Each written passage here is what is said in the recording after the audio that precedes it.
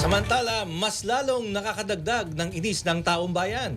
Iyan ang inihag ni Professor Eric De Torres sa panayam ng programang Abante sa Umaga, ang tungkol sa pagdalo ni dating DPWH Secretary Manuel Bonoan sa pagdinig ng Blue Ribbon Committee.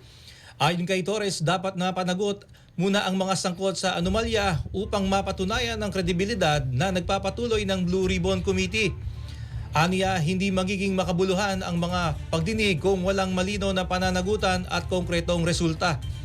Mahalaga rin, aniya, ang mga dokumentong hawak ni Batangas 1st District Representative Leandro Leviste na tinaguriang Cabral Files.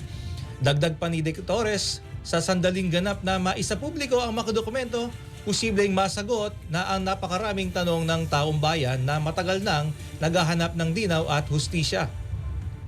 Hindi niya alam. So, pasensya na, pero sa akin, no, either hindi mo alam o nagtatanga-tangahan ka lang talaga. Kasi at the end of the day, anong klaseng leader ka o namamahala ka ng isang ahensya na hindi mo alam kung ano yung nangyayari doon sa loob ng mismong ahensya. So, mas nakakadagdag, lalo na dagdagan tingin ko yung inis ng taong bayan sa mga pahayag lalo ni Secretary Bonoan.